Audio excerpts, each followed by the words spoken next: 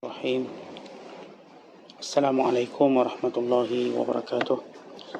Alhamdulillah rabbil alamin wa bihi nasta'in ala umuri dunya waddin wa ala alihi wa sahbihi wa man sara ala nahjihi wa istanna bisunnatihi wa ihtada bihadihi ila yaumiddin, amma ba'du. Qala al-musannifu rahimahullahu ta'ala wa nafa'ana Allahu bihi wa bi'ulumihi fid darain amin. Telah berkata Sidi Syekh Muhyiddin Abu Muhammad Abdul Qadir Al-Jilani radhiyallahu ta'ala anhu di madrasahnya pada pagi Jumaat 21 Zulqa'adah tahun 545 Hijriah sebagaimana berikut. Wahai penghuni negeri ini, kamu telah banyak membuat nifaq dan sedikit membuat ikhlas, dan telah banyak berbicara saja tanpa dibuktikan dengan amal. Cakap saja tanpa amal tiada faedahnya. Malah dia menjadi hujah ke atas dirimu dan bukan buat dirimu.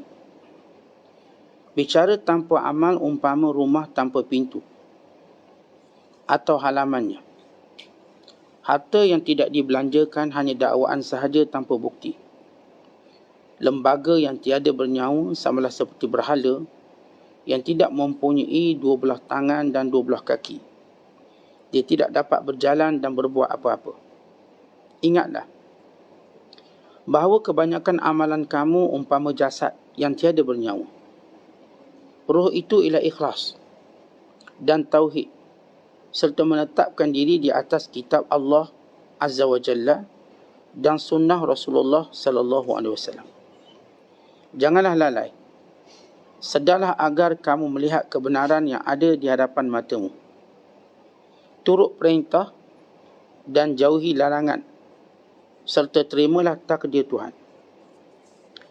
Ada sebilangan manusia menghujani hati mereka dengan perasaan kemesraan, penyaksian dan pendekatan kepada Allah. Maka mereka tiada merasakan apa sahaja yang menimpa mereka dari kepedihan takdir serta bala bencananya. Sehingga berlalu hari demi hari, namun bala itu tiada memberi kesan apa-apa pun kepada diri mereka. Malah mereka terus memuji Allah Azza wa Jalla dan mensyukurinya.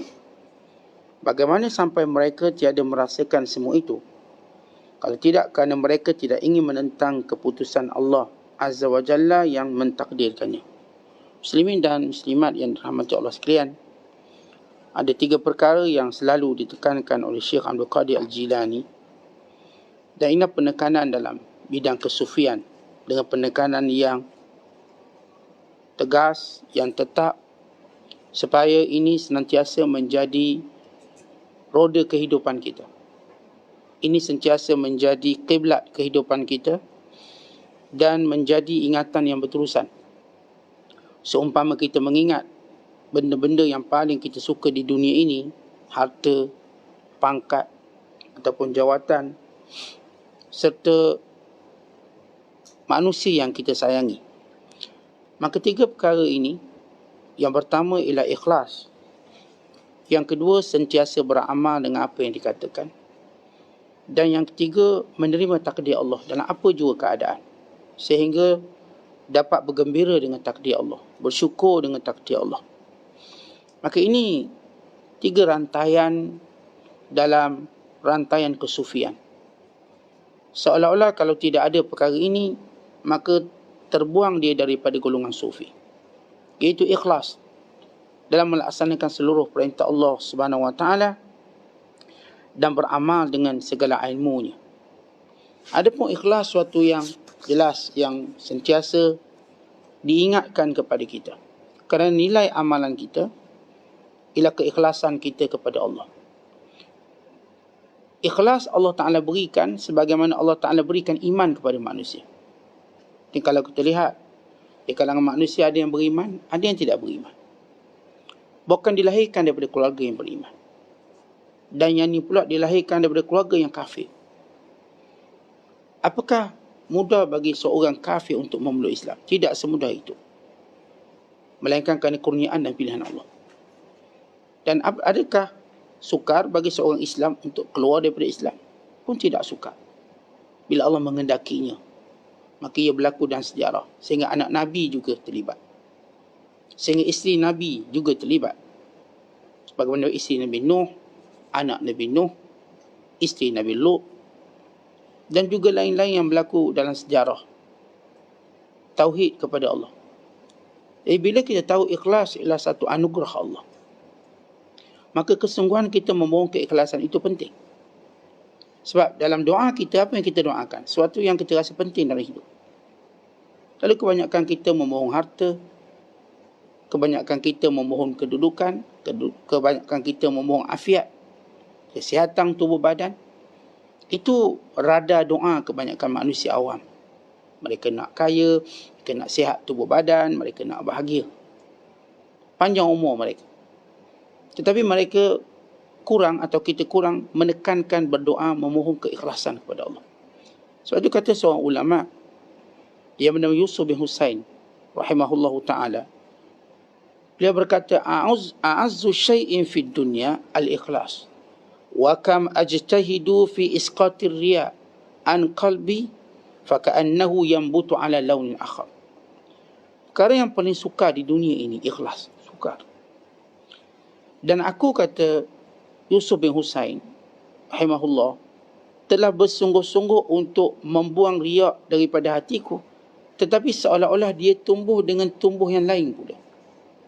Ya, kita nak buang riak macam ni, dia tumbuh riak lain. Dia tumbuh riak lain. Seperti dia terlalu banyak jenisnya.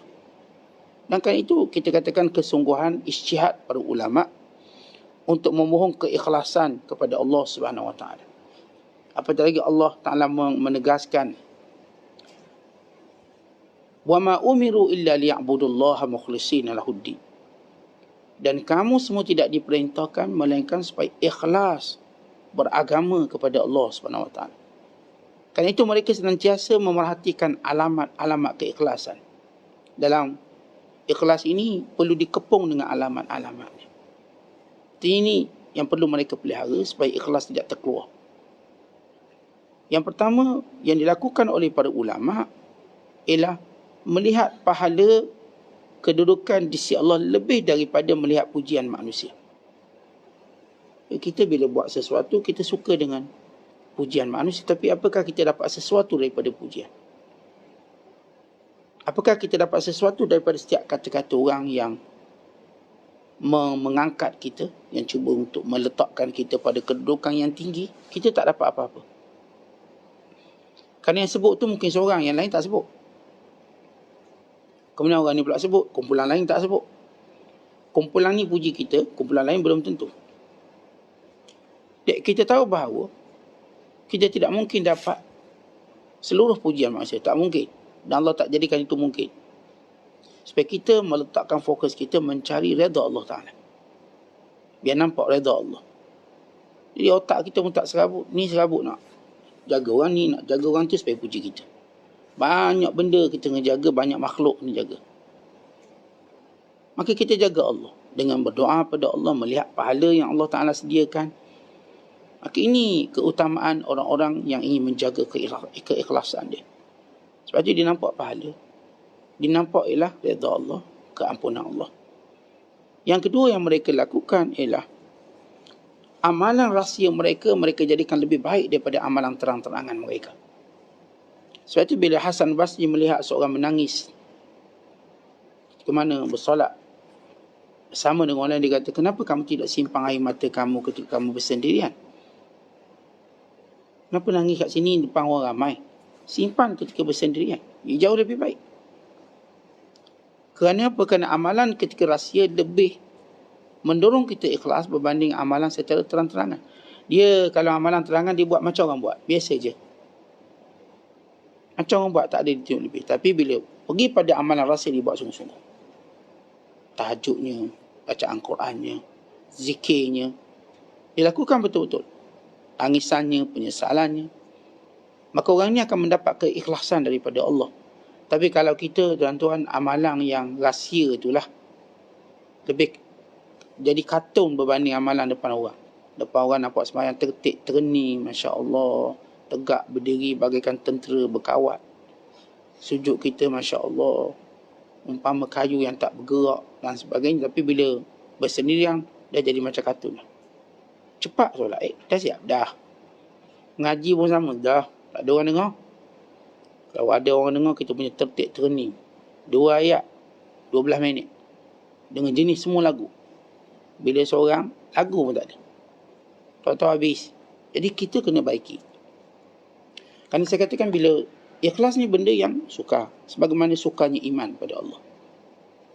Iman Allah pilih. Ikhlas juga Allah pilih. Supaya kita tak nampak ikhlas tu murah. Macam jual tepi jalan je. Tidak, ikhlas itu terlalu mahal. Dia umpama roh pada jasad. Ya, jasad tu penting. Tapi tak ada roh, tak ada nilai. Sebab itu bila kita dengar berita kematian, lalu kita tak tengok lagi fizikal dia. Kita melihat habis semua. Kita cuma lihat fizikal ini untuk dikebumikan. Tidak lebih pada tu. Tapi bila dia ada roh, fizikal ni berhak dapat rumah, dapat kereta, dapat bersembang, dapat itu, dapat ini. Bila jasad ini rohnya tak ada, apa nilai jasad yang tak ada roh? Dikebumikan. Tak ada nilai, dikebumikan. Dan kita pun tak nak bercakap. Tuan-tuan nak bercakap dengan orang mati. Cakap apa Ustaz, tak ada roh. Dia kan tak ada nilai lagi untuk kita bersembang dengan dia. Begitu keikhlasan bahkan lebih daripada itu.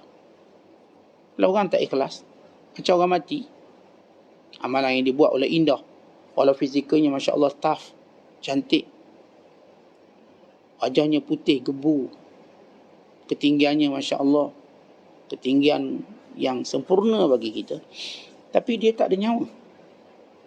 Kita tak nampak apa nilai. Bila iman itu kena mohon, iman. Mohon supaya Allah beri kita Islam, iman.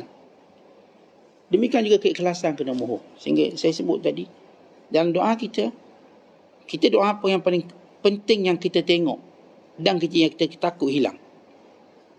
Lalu kitaran doa kita, kebanyakan ahli syahwat ataupun orang yang cuma meletakkan dunia, dia mesti minta harta, mesti minta pangkat, mesti minta kesihatan, panjang umur, sekitar itu. Tapi keikhlasan bukan menjadi keutamaan bagi setengah orang. Sama ada dia tak tahu apa itu ikhlas atau nilainya, atau memang dia hidup tidak ikhlas pada Allah. Dan itu bila kita katakan orang-orang yang bermujahadah ke arah keikhlasan, sehingga mereka buat sesuatu yang dalam keadaan rahsia lebih daripada dalam keadaan terang-terangan bersama manusia. Yang ni akhirnya bila mati baru tahu dia buat sekian-sekian perkara. Tidak diceritakan, bukan dipelihara berita tersebut. Sebagaimana dia memelihara keaibannya, jangan ada orang tahu. Kemudian yang ketiga, para ulama mengajar bagaimana untuk menjaga sifat keikhlasan. Dia sentiasa melihat kecuaian dirinya. Sibuk untuk mentohmah dirinya sendiri. Saya ni tak betul ni. Saya ni belum sempurna ibadat. Saya ni cuai ibadat. Saya ni masih lagi jauh daripada bersyukur pada Allah dengan nikmat yang banyak Allah beri pada saya. Tetapi sibuk dia untuk blame diri dia berbanding nak blame orang lain. Ramai orang, dan mungkin termasuk kita duk banyak blame orang lain ataupun kita letak al-laum alal akharin. Celaan kita pada orang lain. Oh, teruknya dia, orang tu begini. Sehingga kita lupa mencela diri kita. Kerana orang yang ikhlas, dia sibuk mencela diri dia. Saya makin tua, tapi ibadat macam gini lagi. Saya ni penyakit dah macam-macam, tapi ingatan dunia saya lebih kuat pada ingatan akhirat. Saya ni Allah dah beri hidayah, tapi saya tidak menghargainya. Saya ni, ya Allah, rezeki banyak, tak pernah putus. Saya kurang mensyukurinya. Saya ni dah diberikan keluarga yang baik. Saya tidak mendidik mereka. Saya ni dah ada sekian. Dia melihat nikmat bertali arus, tapi kecuaian bersyukur itu terlalu kuat. Maka dia mula baiki. Tetapi orang yang sibuk baiki dirinya, maka dia mula tidak ada waktu untuk menceritakan hal orang lain. Sebab dia nak baiki diri. Kalau rumah kita bocor, tak adalah tempat hari paling sibuk menaikkan uruskan rumah kita. Isteri kita call kita balik, bang, rumah bocor ni, hujan, bocor. Bocor ni bukan sikit-sikit, kat dapur bocor, bilik tidur bocor, ruang tamu bocor, dekat garas bocor. Dan kita sibuk hari tu. Habis kita postpone semua kita punya appointment kita. Sebab ni rumah kita ni. Bini kita pun dah bunyi ni. Sebab kita pun panggil tukang, kita pun jaga tukang tadi, kita keluarkan duit bayar pada tukang, kita perhatikan, tak lagi bocor. Sebab ini tempat yang kita, keselesaan kita. Oleh sebab itu orang yang saya katakan sibuk baiki diri, dia tak ada waktu dengan orang lain. Dia pun duduk rumah. Duduk rumah kenapa? Kan dia baiki diri dia atau kerana dia baiki benda yang menjadi milik dia. Lalu kita sibuk orang lain dan kadang kita tak dapat banyak manfaat. Kemudian orang yang ikhlas juga, apa yang mereka lakukan ialah mereka tidak pernah memandang pujian atau kejian. Keji ke puji, bagi mereka tak ada apa-apa. Orang nak like ke, orang tak nak like, tak ada apa-apa. Tak adalah menjadi suatu pandangan mereka, keutamaan mereka, cita-cita dan tujuan mereka. Maka inilah orang-orang yang berjaya menjaga keikhlasan kepada Allah. Dan kita akan nampak alamat mereka. Alamat mereka kita akan nampak mereka sentiasa tenang dalam apa jua keadaan. Kita nampak mereka tidak berduka cita dengan apapun ujian. Kita nampak mereka seringkali terlepas daripada banyak kesukaran. Kita nampak, dia ni tak kena. Dia ni terpelihara. Dan setiap kali dia diselamatkan daripada setiap musibah, dia tidak pernah mendabik dada melihat dirinya. Tapi inilah kurniaan Allah. Zalika fadlullah yu'tihi man yasha'. Inilah kurniaan Allah. Allah beri pada siapa dikehendaki. Dia tak nampak dalam watak dia ada watak hero. Dia lah hero sebab dia selamat. Dia lah begitu tak ada. Allah uji saya dengan hal ini. Ini semua kurniaan Allah pada saya untuk menyuruh saya lebih bersyukur kepada Allah. Dan setiap orang akan diuji. Bukan bermakna saya lebih baik pada orang tu. Mungkin saya lebih kurang dia ataupun mungkin lebih teruk pada dia. Maka ini gambaran-gambaran golongan-golongan yang ikhlas. Oleh sebab itu keikhlasan perlu menjadi suatu keutamaan dalam doa kita. Perlu jadi keutamaan dalam ingatan kita. Perlu menjadi keutamaan dalam mujahadah kita. Sebab bila kita pernah cerita, bila seorang perempuan pelacur beri minum anjing, bukanlah kerana perempuan tadi beri minum, bukan juga kerana anjing, bukan juga kerana pelacur sifat perangai buruk dia. Ini dia seorang pelacur, wataknya buruk. Pelacur. Dia beri minum air pada anjing yang juga najisnya mughalladhah. Anjing. Tapi kerana apa? Allah nak tunjuk, lihat keikhlasan dia. Keikhlasan yang diberi, penyebab dia beri minum pada anjing, itu yang mengangkat martabat. Sebab itu satu amalan kecil bila diikhlas, dia jadi besar dan disebut sampai hari kiamat. Suatu amalan besar bila tak ikhlas, dia tak akan disebut. Dia padam, habis. Ada cerita Bani Israel, wanita pelacur minum anjing. Itu je cerita dia.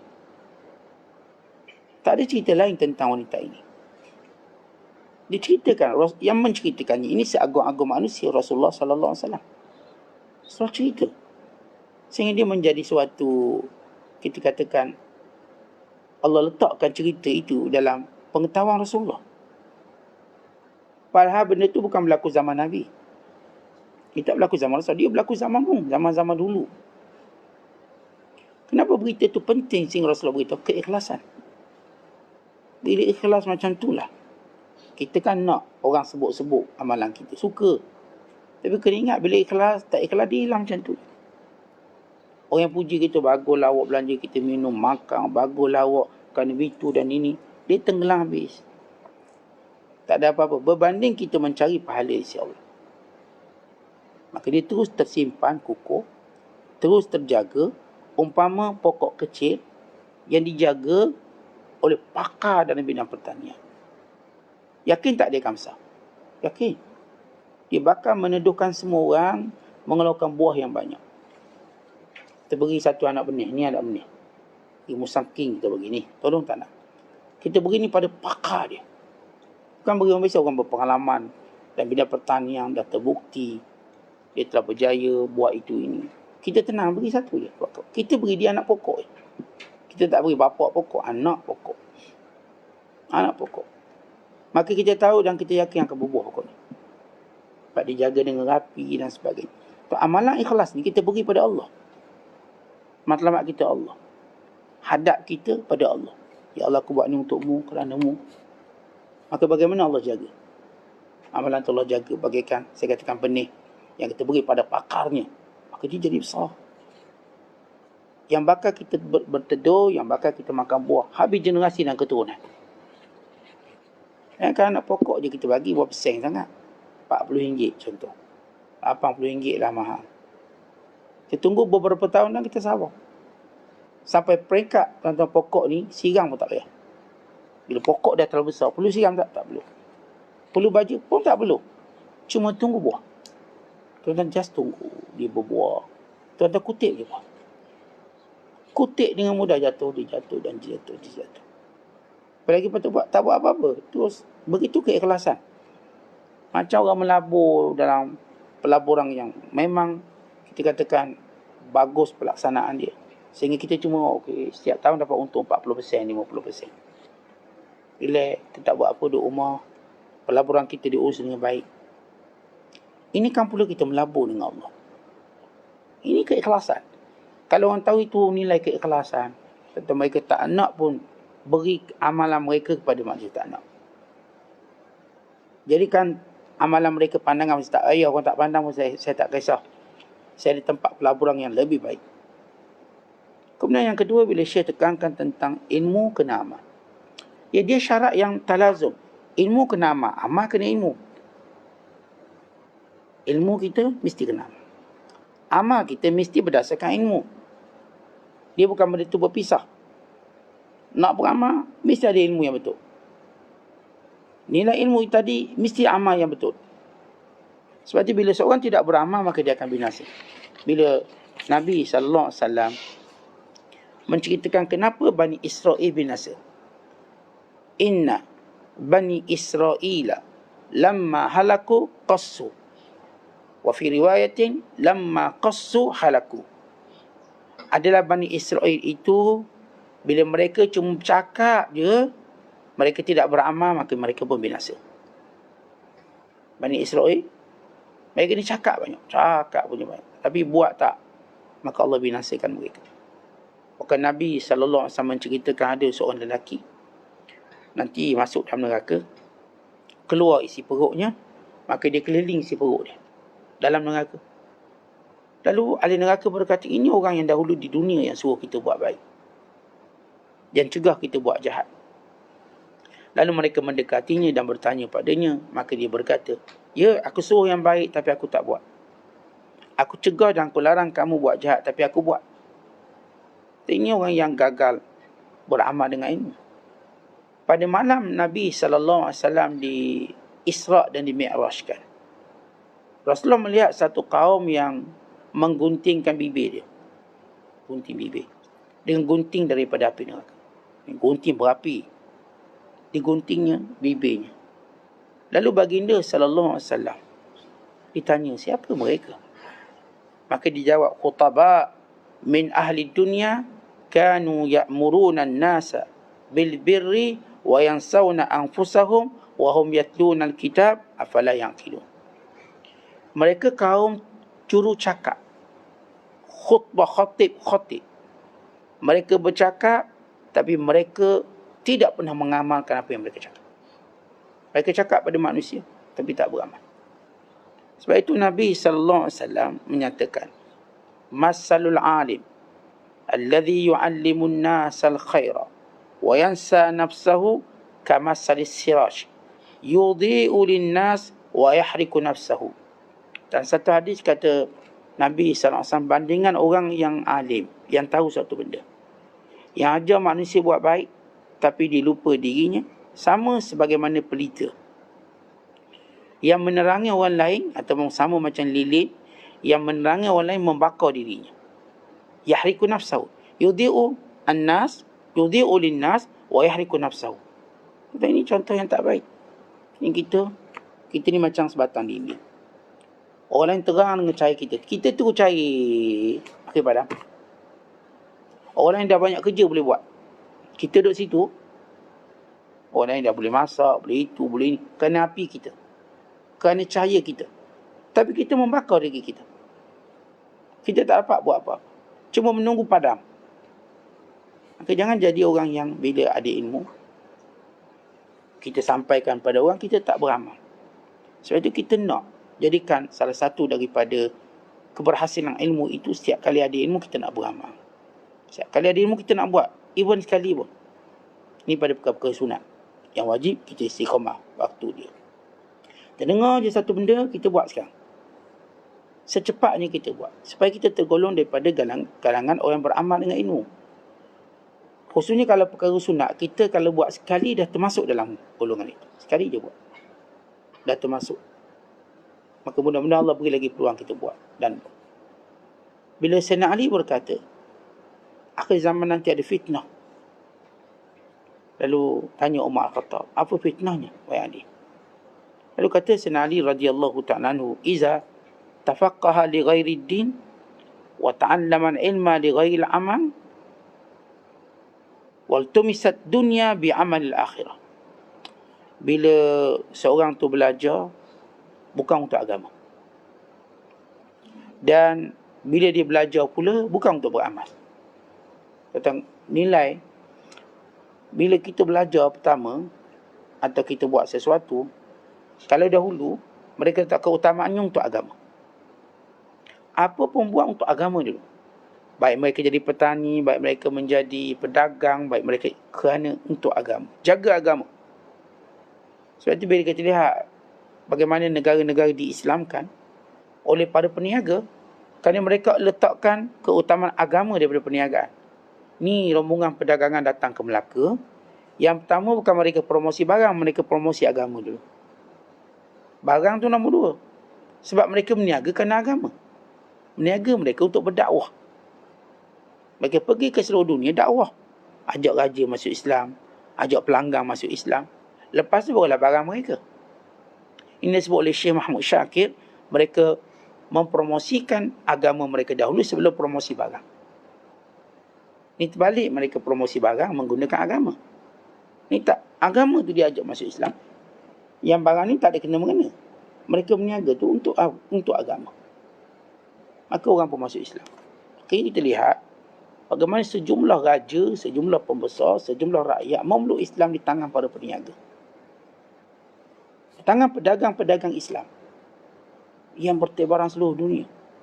Yang bila mereka bergerak satu tempat, bukan mereka bayangkan untung, mereka bayangkan kewajiban dakwah. Itu mereka sampai ke China, mereka sampai ke, kita katakan Rusia, mereka sampai ke India. Semua bermula daripada rombongan pedagang-pedagang. Bukan bila satu kajian sejarah menyatakan orang Cina, mereka tak pandai berniaga. Sebab hierarki sosial mereka ialah petani. Ini petani. Datang orang Islam ke negara Cina, ajar orang Cina berniaga. Akhirnya orang Cina ni, dia pandai berniaga di tangan orang Islam. Sehingga armada-armada laut Cina dipimpin oleh orang Islam. Waktu itu salah satu daripada kerajaan Cina, dia punya menteri keuangannya bernama Abdul Rahman, yang menjaga ekonomi Cina sehingga menjadi ekonomi yang kuat pada waktu itu. Dan ketua pelayannya juga seorang yang terkenal, Tun Laksmana Cheng Ho, yang merupakan seorang Islam yang membawa armada tentera terbesar ataupun yang dicatat oleh sejarah sebagai pelayaran, konvoi pelayaran terbesar di dunia yang membabitkan 28,000 orang. Satu konvoi perdagangan yang pergi ke Melaka, sampai ke Jeddah, kemudian menunaikan haji 2 kali. Sekali Laksmana Cheng Ho dia buat haji untuk diri dia.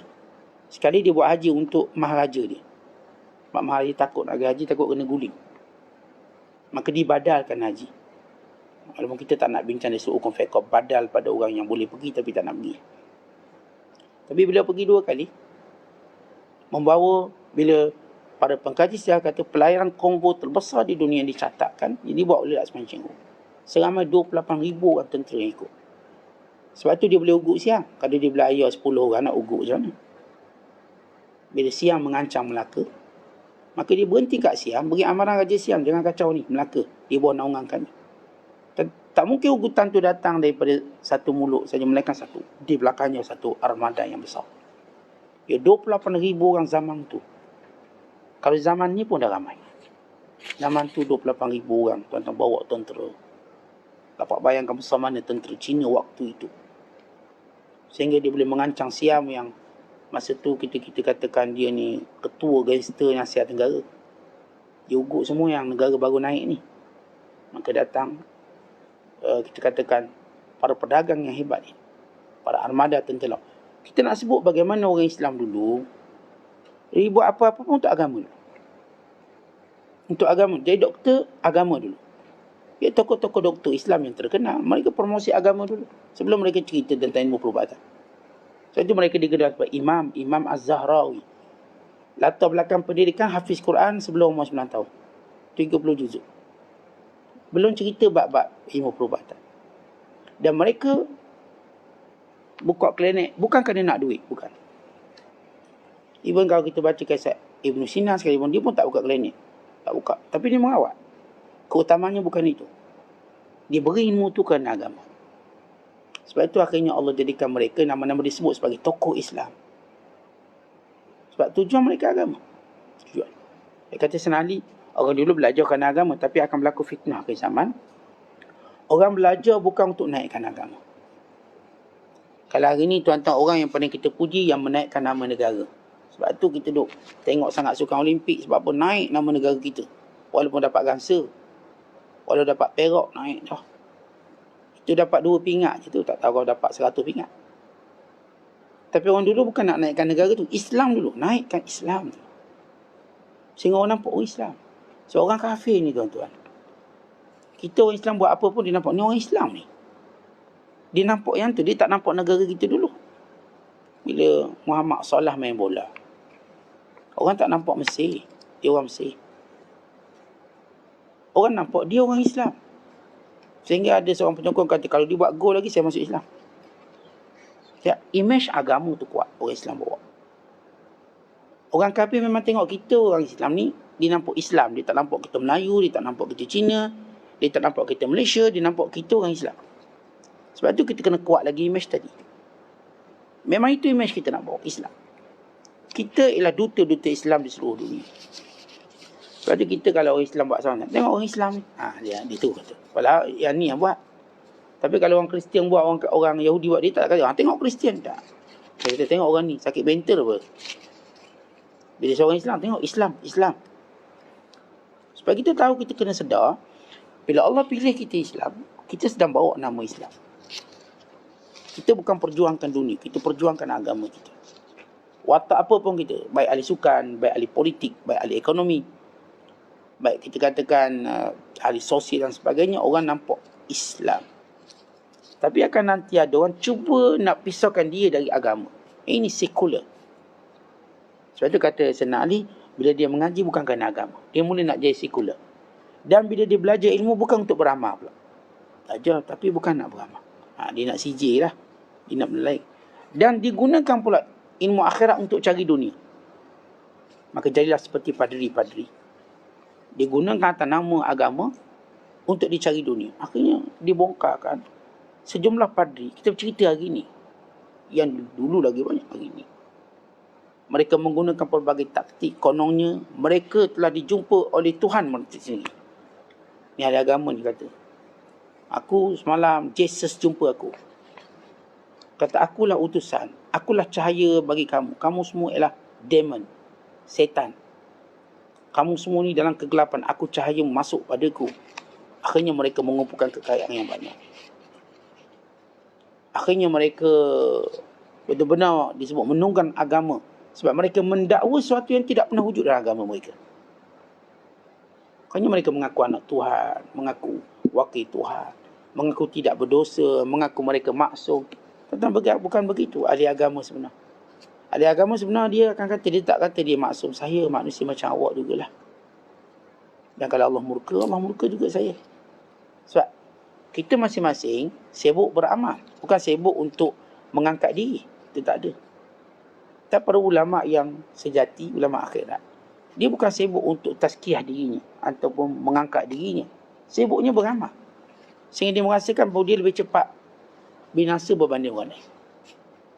Dia lebih takut Allah Ta'ala murka pada dia berbanding orang lain bimbang Allah murka pada dia. Sebab itu mereka ini kita lihat para ulama Islam yang amilin, nampak kesan ketakutan mereka pada Allah.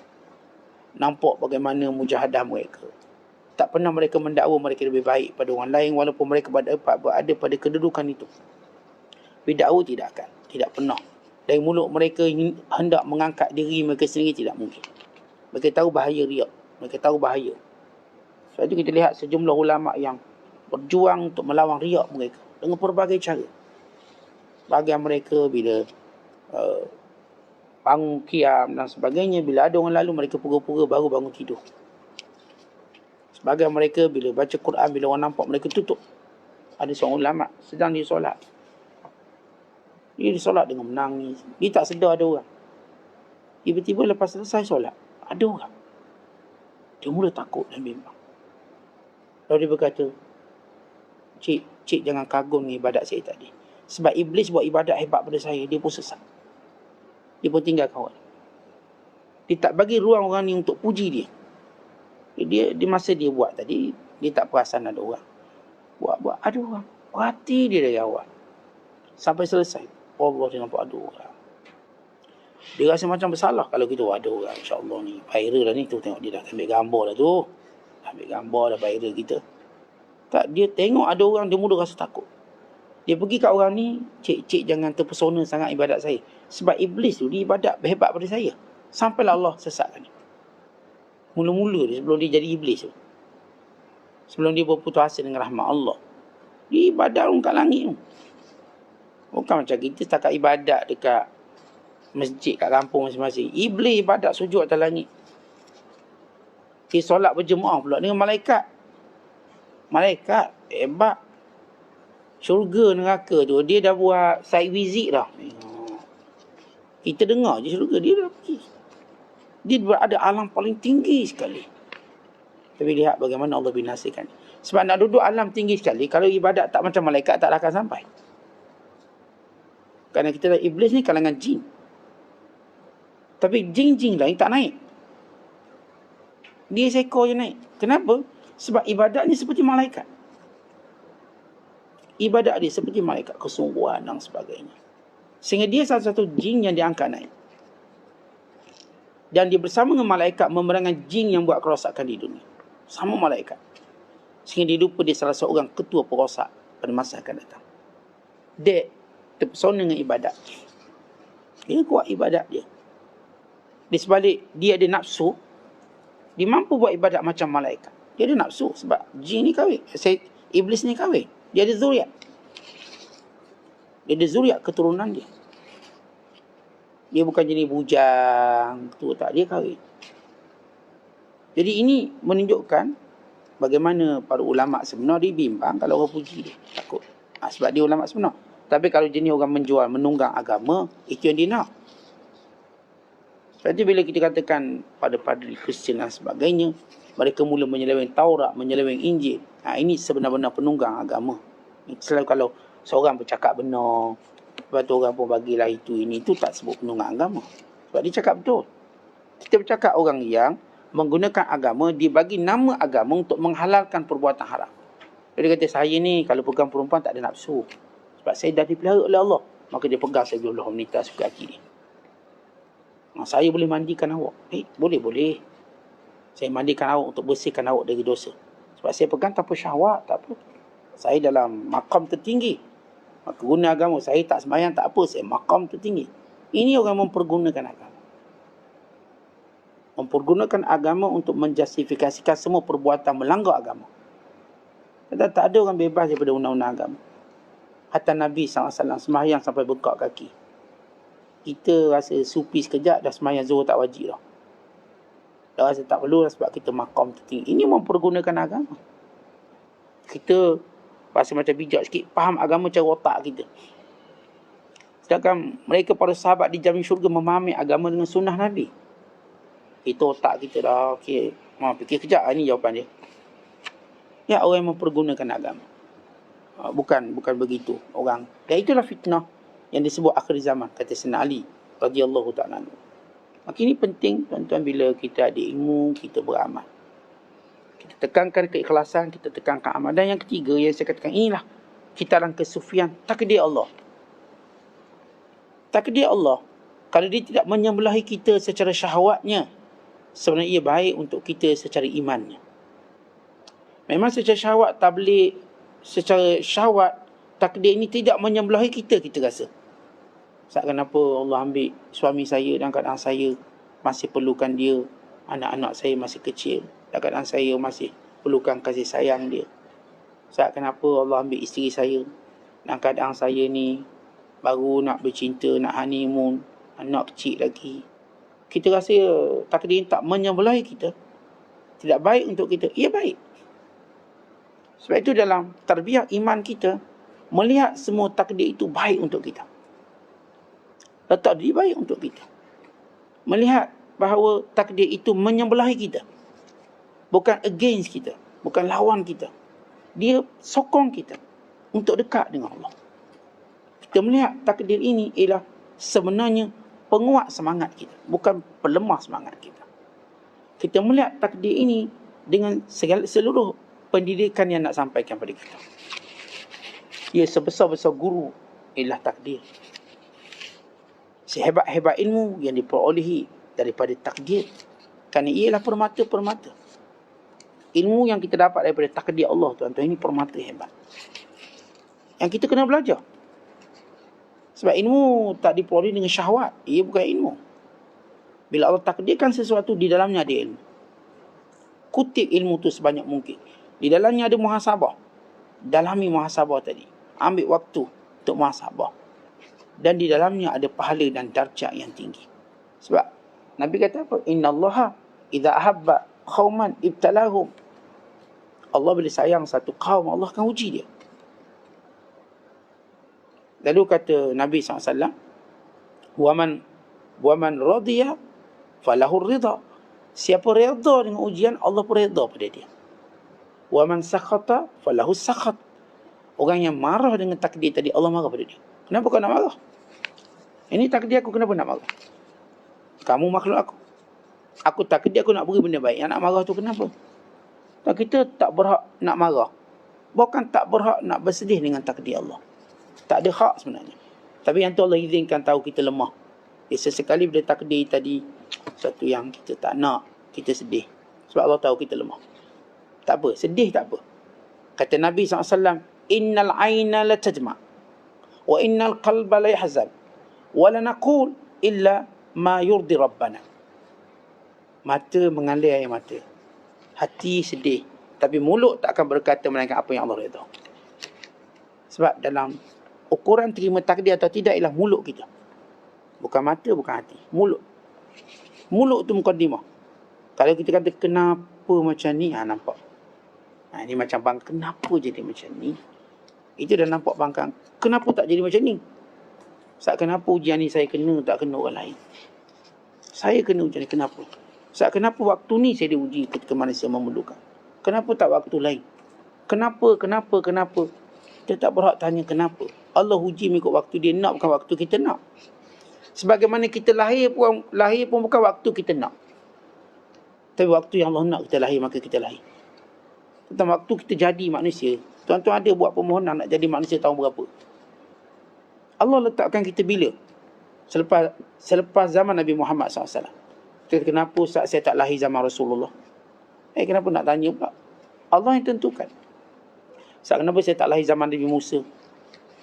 Saya kesian Nabi Musa tak ada pengikut, Ustaz. Pengikut dia pun degil-degil. Saya rasa kalau saya lahir zaman Nabi Musa, saya penyokong dia. Kalau kita rasa takut-takut tu penyokong Fir'aun terus. Tu jadi SU pada Haman. Lagi tu, tuan-tuan jangan cuba rasa dengan kita rasa baik kita sekarang, kita macam baik zaman tu. Tuan-tuan, kita kalau baik sekarang pun kita tak jamin kita baik esok.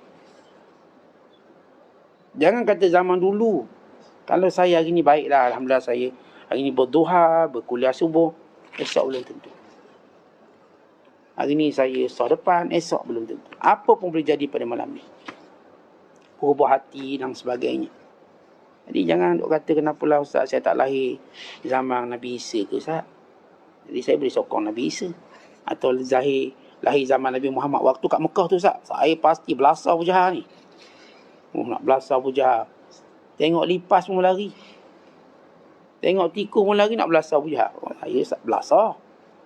Tuan-tuan, kita tidak melihat kebijaksanaan takdir Allah pada kita. Ya, kita pantas lahir ke waktu ini. Memang ini zaman kita. Maka buat baik. Jangan duk berangan zaman tu, zaman sekarang. Kan orang yang menerima takdir, dia beramal sekarang. Sekarang waktu kita. Oleh sebab itu, dalam terimaan takdir kita, mulut kita jaga sikit. Ramai orang tergelincir kerana mulut ni. Terutama saya kata bertanya, kenapa? Saat saya dah tanam pokok elok-elok, kenapa jadi macam gini? Kenapa? Kalau tanya kita untuk menyesali takdir, bahaya kau. Tanya kita untuk belajar ilmu, itu lain lah. Tanya, saya maksudkan kenapa ni menyesali. Kenapa? Kadang-kadang saya nak duit, nak untung anak sekolah, bla bla bla. Kenapa? Kenapa sekarang kena pandemik ni? Kenapa? Saya baru plan dah kumpul duit lama dah nak melancong, tiba dah kena tak boleh rentas daerah. Kenapa sekarang ni? Kenapa? Kata itu. Kita katakan mulut kita ni. Kita dah sebut dalam hadis, setiap hari anggota badan kita menasihati mulut. Wahai mulut, lidah, ini istaqamna, wa ini i'wajadna. Lidah, kau jaga diri elok-elok.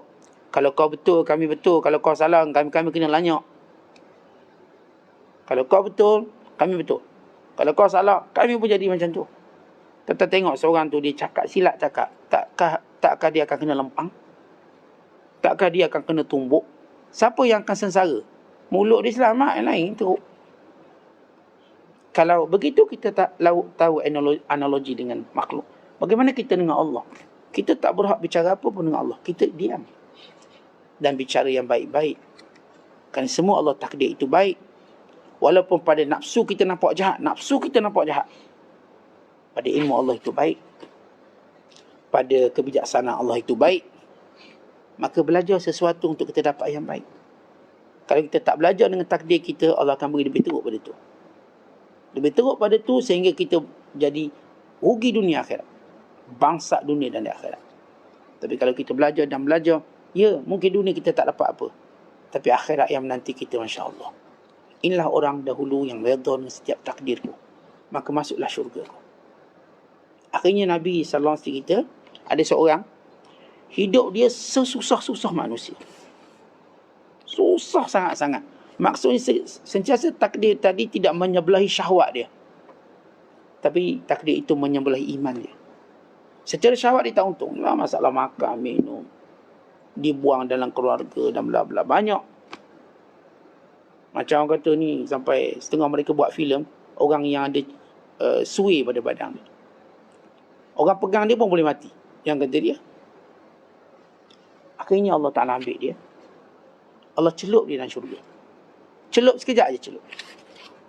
Kemudian Allah keluarkan dia. Dan Allah tanya dia, pernah tak kamu susah di dunia? Ya Allah, tak pernah. Tak pernah. Dia hebatnya syurga. Itulah hebat kalau orang redha pada takdir. Kemudian kata Rasulullah, bawa pula orang paling senang di dunia. Lahir-lahir dah jadi raja. Lahir-lahir dah dalam istana. Lahir-lahir dah dapat gaji dan dapat KWSP. Lahir-lahir dah ada pembantu peribadi. Lahir-lahir dah ada segala-gala nikmat yang dia ada. Semua. Melainkan dia ni kufur dan melainkan dia tak beriman pada Allah. Mewah gila. Lahir je tu masuk dalam senarai majalah Forbes, bayi terkaya di dunia. Dengan estimate kekayaan dia nak sekian-sekian bilion. Allah ambil yang ni, yang kaya sekali. Allah celup dalam neraka sekali. Celup. Dan keluarkan. Ni celup, tak masuk lagi, baru celup. Lalu Allah Ta'ala tanya dan Allah Ta'ala maha tahu jawapannya. Apakah kamu pernah dapat nikmat dunia? Tak pernah ya Allah, tak pernah. Dia lupa sekali. Sekali celup dalam neraka. Maksudnya tuan-tuan, nikmat kat dunia tak ada apa-apa berbanding dengan syurga Allah SWT. Dan ujian ni pun sebenarnya tak ada apa-apa berbanding neraka Allah Ta'ala. Dan kita pula Allah jadikan umur kita ni ada batasan dia. Kalaupun kita susah, tak lebih lama daripada umur yang biasa Allah beri pada manusia. InsyaAllah kita dah umur 60, 2-3 tahun pergilah kita tu. Sabarlah. Kita ni umur 70, tak lama pergilah kita tu. Tak sabar. Untuk abadi dalam syurga. Jadi mulut jangan sebut benda-benda yang merugikan akhirat kita. Maka inilah dia kita nak ajar sufi atau tasawuf. Tekan benda ni. Tekan ikhlas, tekan amalan dalam ilmu kita, dan tekan menerima takdir Allah. Tentu ada 3 ni. Tuan-tuanlah orang sufi. Walau tak ada sanak sufi. Walaupun tak ada, kita katakan, aurat tertentu dalam kebiasaan dalam madrasah kesufian. Tuan-tuan sebenarnya orang bersufi di sisi Allah yang sebenar. Mukmin yang selamat. Mukmin yang diberkati oleh Allah Ta'ala. Wallahu a'lam bishawab. Assalamualaikum warahmatullahi wabarakatuh.